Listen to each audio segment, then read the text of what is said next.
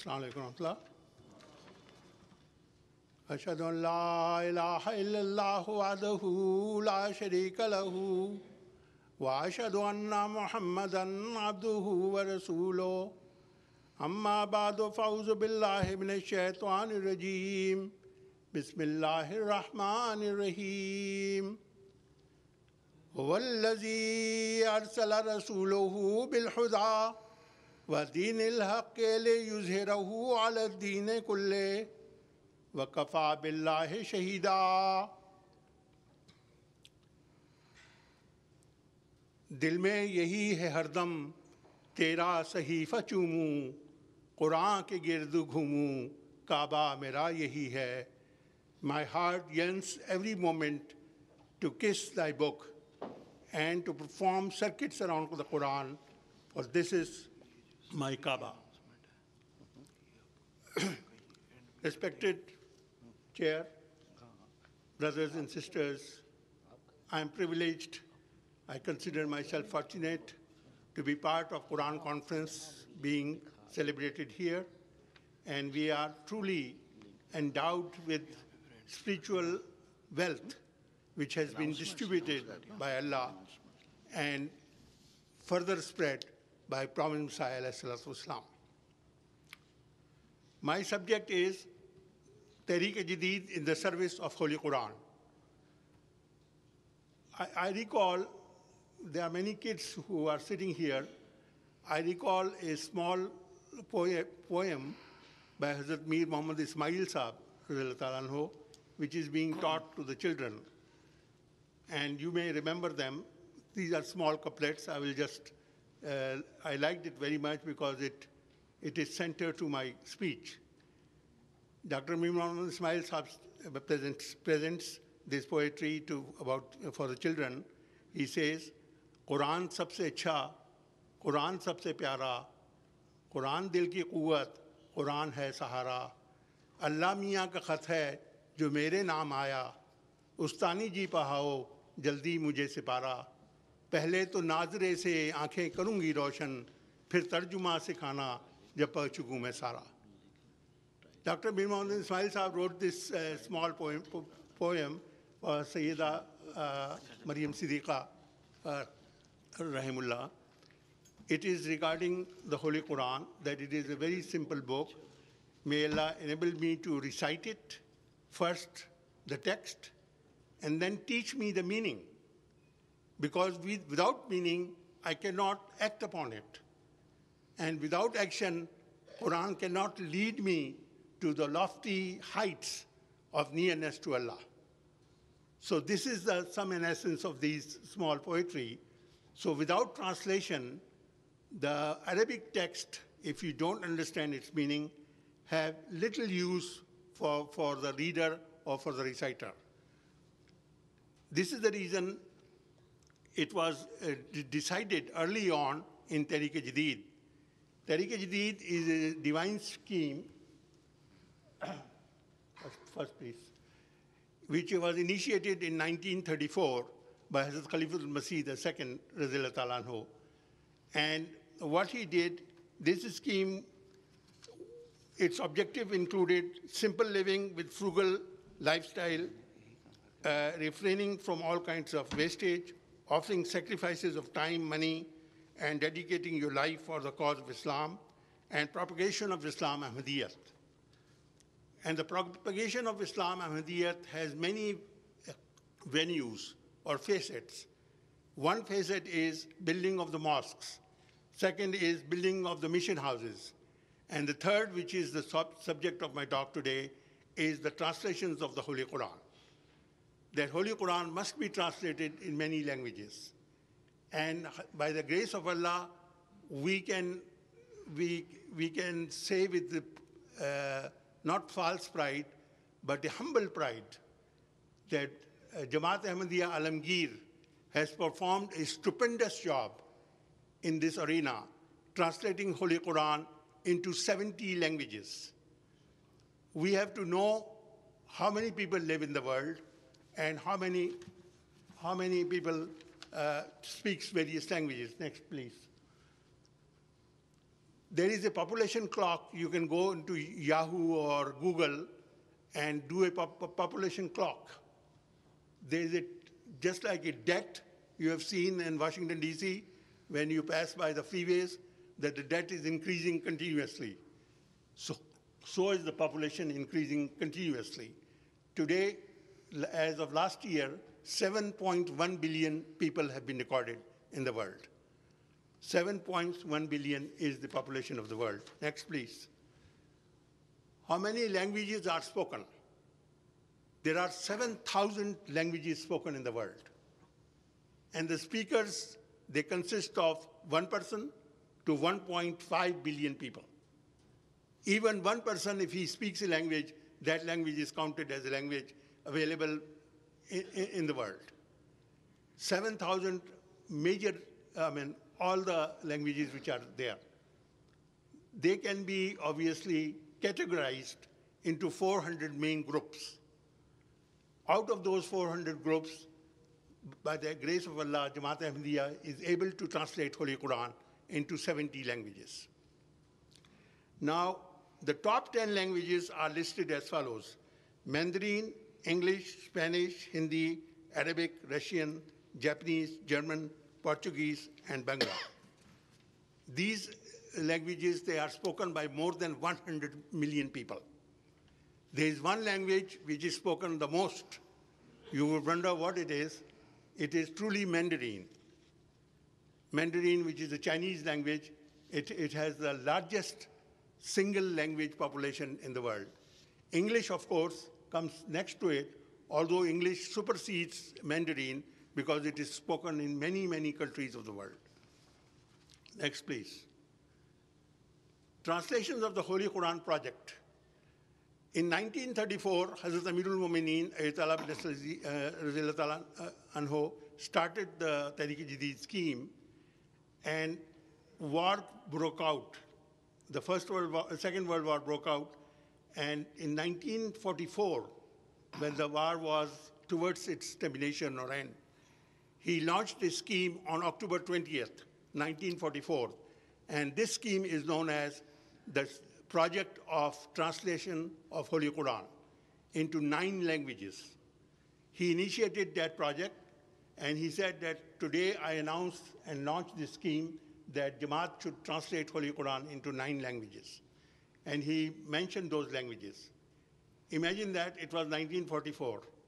2010, moving forward, 2010, the language magazine reports that the 10 largest languages in the world still contain those 8 languages which Hazrat Amirul Mumineen Radhiyallahu Ta'ala Anhu presented, where the Quran must be translated. It was in 1944 when he saw in a vision, hence, that what languages are the most important. And today, they are repeating the same, and all they added was Bangla, because at that time, the Bengali population was not that great. That's the only thing they have added to this number. Next, please. When I mentioned that Jamaat has translated the Holy Quran into 70 languages, it is very important to know why 70 is so important. What is the significance of these 70? When you look at what is available outside in the world, outside Jamaat Ahmadiyya, the Muslim Ummah for the last 14 centuries could only translate Holy Quran into 25 languages.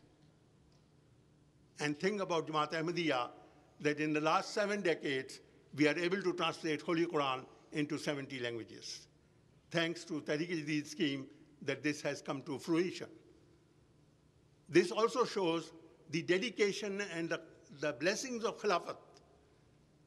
The blessings of Khilafat, because right from the beginning, the first translation Hazrat Khalifatul Masih Sani undertook that project was in 1917, 3rd year of his Khilafat. And the translation which was done was in Russian. It was never printed at that time because there was not enough funds to carry out the function of printing. But the first translation which was done that time in 1917 was that of Russian. Holy Quran into Russian language.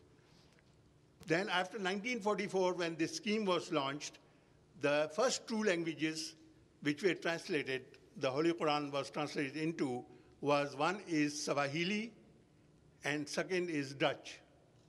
Swahili is the language of East Africa. And Sheikh Mubarak Ahmad Sahib Marhoom, he is the one who translated the Holy Quran into Swahili language, which is also known as Kishwali. And 80 million people, they speak that language in Africa. The entire East African populace speak that language.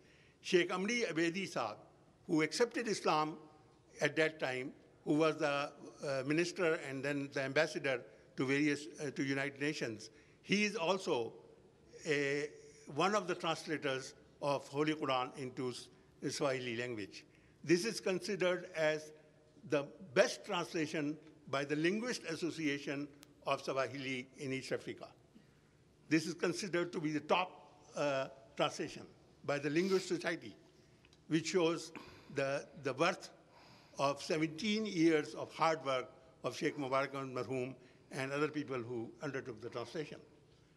What happened is that one of the publishers in East Africa, they liked the translation so much that they published on their own our translation without our permission and began selling and making money on it and distributing all over Africa.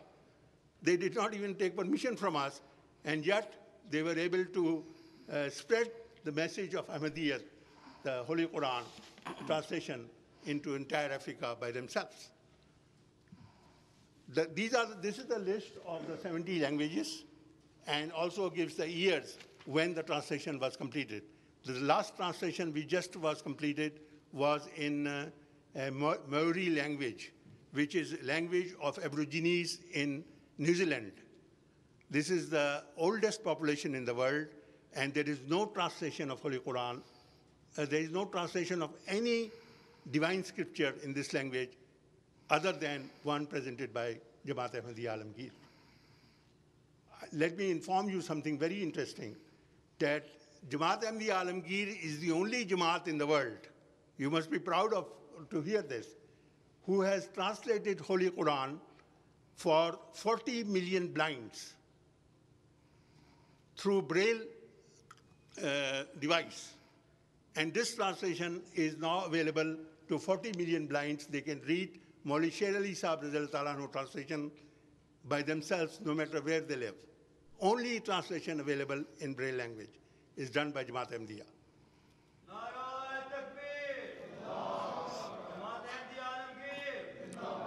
It is printed in 12 volumes, and it was done by, I'm proud to mention that, by one of my cousin sisters in London, who her name is Qudsiya Nasreen, the daughter of Hakim Khalil Ahmad Mungheri. She undertook this project for Jamaat in London and printed these 10 volumes of Holy Quran into Braille languages, helped print that. The next slide, please. I'm presenting these 3 slides, which are very unique and interesting. You would be surprised because I sent them to Huzur, Ayatollah bin Nasr Aziz, and Huzur was very pleased with it and sent me a personal note that this is a very unique way of presenting the Jamaat's efforts into the world. And what is so unique about it, these are the list of European languages. There are 16 languages in which we have done the translation. The unique thing about it is that I totaled the number of speakers in each country for each of these European languages and found out that there are 2.56 billion people to whom we can reach with our translations in European languages. 2.56 billion people. Next slide would be 2.8 billion people we can reach Asian languages. We have translated Holy Quran into 40 Asian languages, and we can reach to 2.8 billion people. The third slide is List of African languages, we have done 16 languages, and we are able to reach over 750 million. If you put it all together, we will come to the conclusion that we are able to reach 5.4 billion people out of 7 billion people in the world. This is the extent of success of Tariq-e-Jadid. Nara Takbir. This is the blessing of Khilafat-e-Ahmadiyya. Truly, that we are able to reach such a large number of people in such a small interval of time because of the wisdom of Khalifatul Masih II to choose which language to translate into. Had he chosen some other languages to translate, as you can see, there are 7,000 languages, and to pick which language to choose is a feat indeed by itself. But his vision and perception under the divine command of God was such that we are able to reach over 85% of the population of the world with small and meager resources into 70 languages.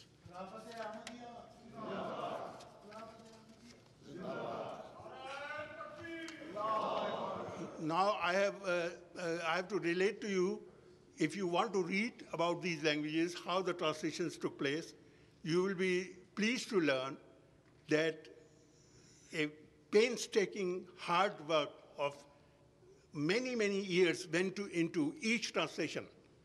It was translated, checked, rechecked, published, found errors, withdrawn, republished. You know, it's a whole job in itself to translate the Holy Quran into one language. It cost 125,000 euros to translate Holy Quran into one language. And imagine we have done 70, thanks to Tariq-e-Jadid funds, which we collect every year. And by the grace of Allah, we are able to do this. Hazrat Khalifatul Masih II mentioned that the one translation I will take myself, and that will be Italian language. So Italian language Holy Quran has been translated by the funds which were offered by Hazrat Khalifatul Masih II himself. Chinese translation has been funded by Hazrat Khalifatul Masih Rabi Rahimullah. The entire expenditure from beginning to end was funded by Hazrat Mirza Tahir Ahmad Rahimullah. So this shows that personal contribution of individuals, personal contribution of Jamaats. The Dutch translation has been done by the ladies' funds, just like the mosque which has been built is by ladies' funds. Let me give you some incidences, about 4 or 5 incidences of 4 or 5 languages you will be pleased to learn. When Swahili and Dutch were translated, it was 1953. January 27, 1954, think about it. January 27, 1954, a bill was presented to Justice Munir Court that should Ahmadis be expelled from the Pale of Islam, should they be called Muslims or not, that bill was being presented that day in front of Justice Munir's court. Exactly that day, Hazrat Khalifatul Masih Sani received 2 translations of Holy Quran, one in Dutch and one in Swahili, the hard copy of it. And Al-Member is a magazine by our opponents, and they wrote an article.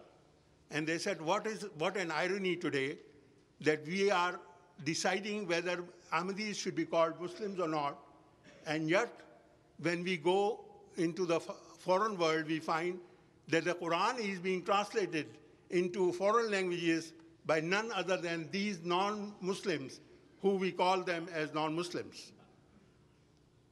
This is the irony of the whole thing. Allah Ta'ala says, Makaru wa makar Allahu wallahu khairul makirin. They also design, and Allah also designs. And Allah's design always comes triumphant. It is only Allah's design, which is through Khilafat, will produce fruits, success and after success.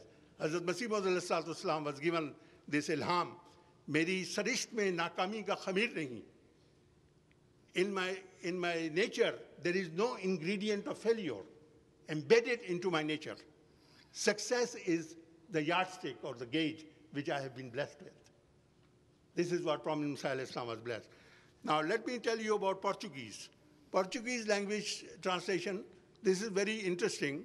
A lady accepted Ba'ath at the age of 70 from Brazil in Rio de Janeiro.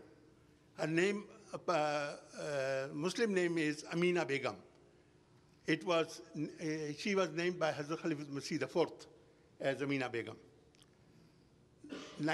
At the age of 70, she accepted Ahmadiyyat through dreams by seeing Hazrat Masih Islam in her dreams.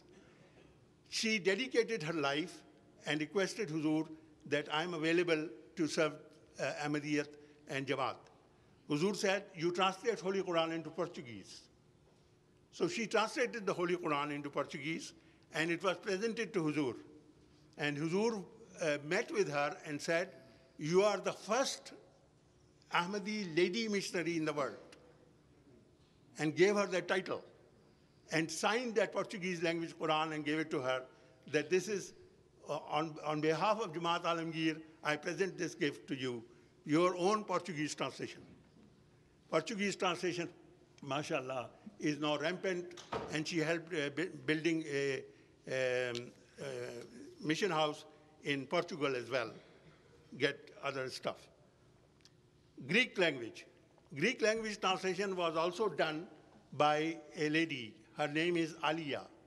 Her actual original name was, she was Orthodox, Greek Orthodox Church she was associated with.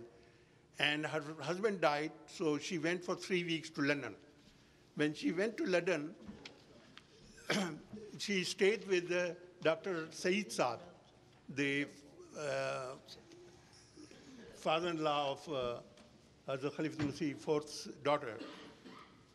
She was staying there, and a Tablighi meeting was taking place at her home, and philosophy of teaching of Islam was being discussed. She looked at philosophy of teaching of Islam, and she said, this is the book I never came across. What a nice presentation this is. I think I will convert into Islam. Let me think about it and dream on it, sleep on it for 2-3 days. She came the next day and she said, I don't need to sleep over it. It is so powerful, and the message is so clear by Prophet Musa Islam that I accept Ahmadiyyat. She went to meet with Huzur, and Khalifat Masih IV, see, you know what he says? He said, you are the answer for my prayers for the last 40 years. You, personally, are the answer of God for my prayers for the last 40 years. I wanted some Greek person to accept Ahmadiyyat, and you have accepted Ahmadiyyat, mashallah, today. So now your job is to translate Islamic philosophy and Holy Quran. So she translated Islamic philosophy and some other literature of Jamaat and Quran also.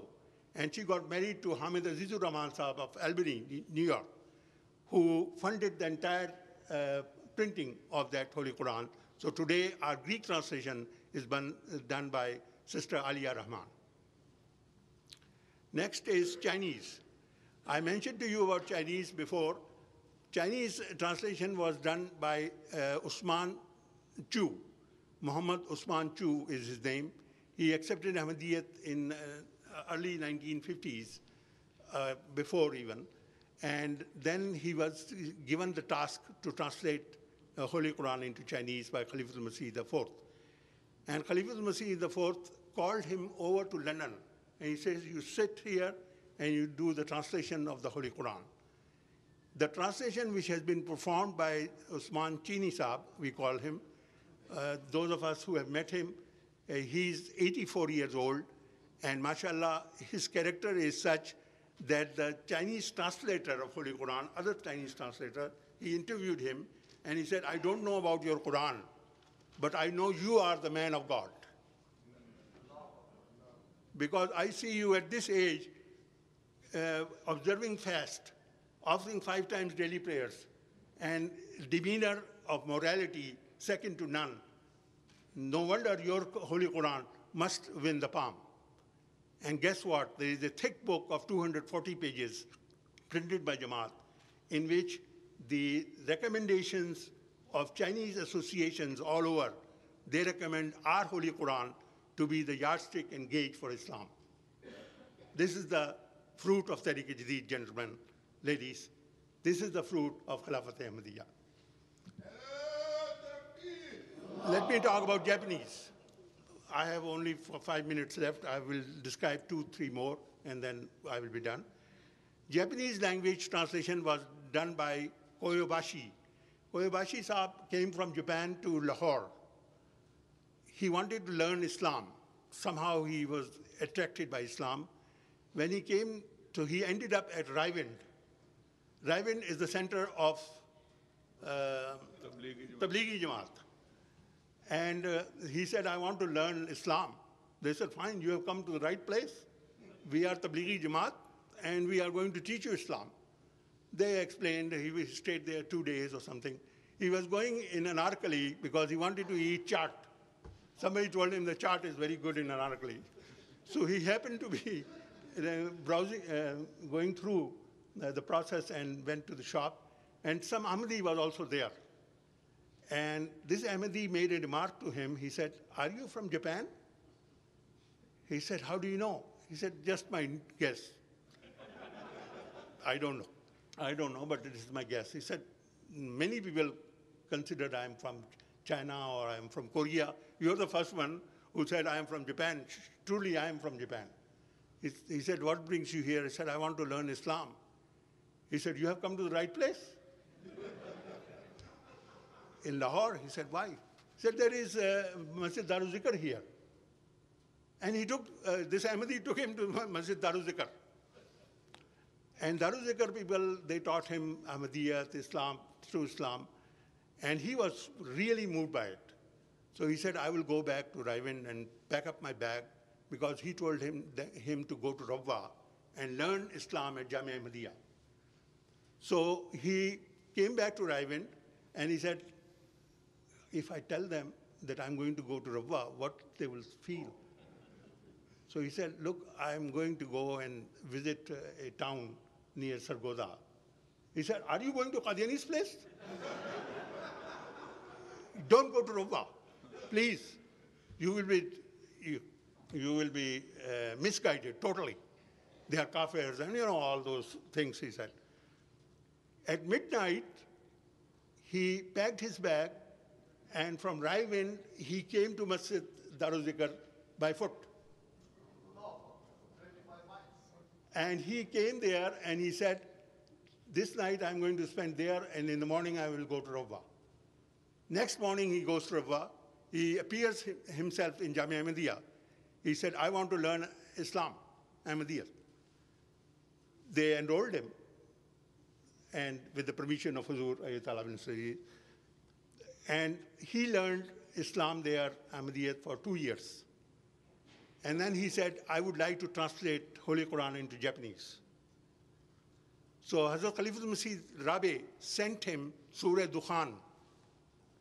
Surah Dukhan, as you know, that they are the one where America threw the atom bomb at Nagasaki and those areas. And Surah Dukhan, a depiction and a graphic presentation of this is presented in Surah Dukhan. So Hazrat Khalifatul Masih Rabi sent him Surah Dukhan and said, translate it and send it back to me. He translated and he sent it back. Huzur gave to many linguists of Japanese language and approved it. And he is the one who translated Holy Quran into Japanese, and now under the auspices of Khalifatul Masih Khamis and Ziaullah Mubashir Saab, who was in missionary in Japan, a complete Tafsir Kabir is being translated into Japanese language. And Koyabashi Saab is the one who wrote the life of Holy Prophet ﷺ and many other books, and these are very famous and spreading the message of Islam Ahmadiyya. Again, thanks to the efforts and fruits of Tariq-e-Jadid and Khilafat Ahmadiyya. Then two more I will present. One is Tuvalu language. Tuvalu is a small island in Far East. Many of you and many of us may not even have heard it. It's a small island. Iftikhar Ayaz Saab was stationed there as ambassador from London to Tuvalu Island. He was a very staunch missionary of Jamaat Ahmadiyya himself, other than being an ambassador. So he worked in conveying the message of Islam. Hazur said to him, you should have a translation of Holy Quran into Tuvalu language. He goes to the Minister of Education and give him the task of translating Holy Quran into the language. While he was translating the Holy Quran, he was shown in a vision that what you are doing is the most noble work you can ever do in your life. And he was drawn to Islam, and next day he accepted Ahmadiyyat. While he accepted Ahmadiyyat and he began to concentrate on translating the Holy Quran, his other colleagues, they saw him and they created hindrance in his work, in his job. So he said, I don't care if you take this job away from me because I'm going to continue translating the Holy Quran. It so happened that his son was also in that area. He was looking at the manuscripts only of Holy Quran. And Holy Quran is a thing which attracts itself a person. A person is drawn to him if he has the nature of Hazrat Umar Radhiyallahu Ta'ala anhu. Guess what happened? 5 people accepted Ahmadiyyat right by reading the translations of Holy Quran in Tuvalu language. This is how the Tuvalu translation was completed. So what I'm presenting to you, that Holy Quran is such a noble book. If you concentrate and read it carefully, it is inspirational in itself and can bring about a healthy change in you towards spirituality. Last thing I want to mention is there are 3 languages in Gambia, Folu, Wolf, and there's another, Mandinka. All 3 languages are spoken as the main languages in Gambia. Jamaat Ahmadiyya is able to translate all Holy Quran into all these 3 languages, and the president of Gambia made this announcement that for the first time in the history of Gambia, we have Holy Quran in our languages. In whatever language we speak, we have Holy Quran in our hands. This is the beauty, again, of Khilafat Ahmadiyya. Every time when I say this, I sincerely believe that without Khilafat, we would not have been able to reap any of these fruits which we see today. It is through the vision of Hazrat Khalifatul Masih II, the constant efforts of our Khulafa. Every time Hazrat Sahab takes personal interest in it. Russian language, which has been completed just now, has been done by Hamidullah Siddiqui Sahab. He's PhD in Russian language. And actually, Imam Sahab went to Kazakhstan. It was printed in Kazakhstan, our Russian translation, and was done by this Indian fellow who graduated with doctorate degree in Russian, along with Khavar Sahab, Kaleem Khavar Sahab. These 2 gentlemen, they undertook the function of translating the Holy Quran into Russian language. And now, mashallah, it is available and it is being distributed. So all these languages which I'm mentioning to you, now let me come to the conclusion. What we do, how we do it. The way we do it is the worldwide contribution of Tariq-e-Jadid is 7.2 million pounds, which is close to 15 million some odd dollars. We collect chanda from every one of you. Where our chanda is going, I want to inform you today, you already know about it, that your chanda is going into the efforts of translating Holy Quran into 70 now. There are 25 more languages waited. They are waiting to get the printing done. The first translation in one of the language known as Mori, language.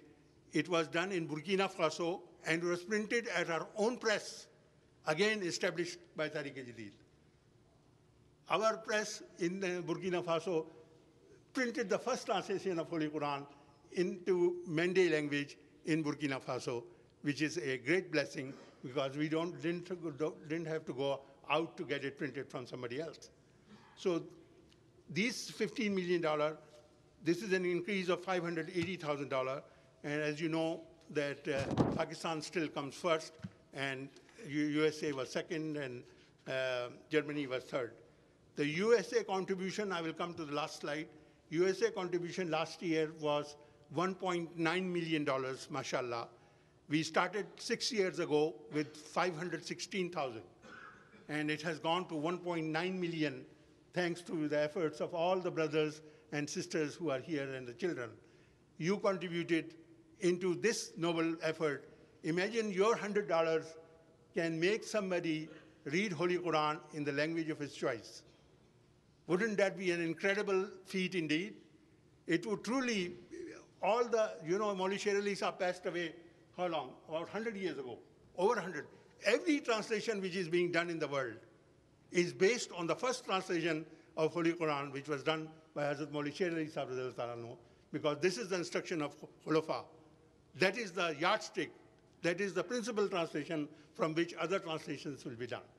So all the translations which are being done are done by the sawab is going to Maulvi Sher Ali Sahib for all those translations. And the people who are reading them, their sawab is also going to Maulvi Sher Ali Sahib. May Allah be pleased with him and exalt his rank in paradise. So what I would like to request to you, in the last minute is that Hazrat Amirul Mumineen Ayatollah bin Aziz, I met him a few months ago, and he presented to me that Pakistan, mashallah, did 2.2 million last year, and we were 1.9 million. So we have the base of 2.2 million this year, and last year, one gentleman, he offered $200,000 for Tariq-e-Jadid. One person said, I will do one translation of Holy Quran. One person said, I will do one mosque built by my family resources, and present it to Huzur. So you are welcome to present, if you want, your family want to contribute to one translation of Holy Quran, you can write to Huzur, that Huzur, please choose a language of your choice. And I am able to offer my sacrifice towards that, just like Huzur did himself. Once Huzur made a call, Khalifatul Masih II, he said 28,000 rupees is required for one translation then, long time ago. One tailor, he wanted to contribute to that. He said, I don't have 28,000 rupees for 28 years of my life, because I have very meager resources. So he said to Huzur that, Huzur, please accept 28,000 pennies, which I'm going to collect, and give it for the cause of this translation. Guess what happened? Not only Huzur accepted that contribution, he made a whole khutbah on it. He said, look at this tailor master. He will never be able to collect even 28,000 pennies. In that time, when it was being presented in 1940s, we are talking about. So it is the heart with which you offer that sacrifice. That is what reaches Allah. Allah says in Holy Quran, لَن يَنَالَ اللَّهُ لَهُمُهَا وَلَا دِمَاؤُهَا وَلَكِنْ يَنَالَهُ التَّقْوَى مِنْكُمْ. It is not the meat and the flesh of the sacrifice which reaches Allah. It is the taqwa behind which reaches God. Last year, one person who is sitting here among us today, Naseem Mehdi Sahib, very graciously made an appeal last year in Ansar Hall, and he offered $27,500, because 27,500 rupees was the first year contribution of Tariq-e-Jadid. So he translated that into dollars, and he made a personal offer of that amount. So I am requesting and encouraging you to come forward to this noble cause of Tariq-e-Jadid, because many, many souls in the world are going to be saved by your meager efforts, inshallah, and come into the fold of Islam. May Allah enable us to do so.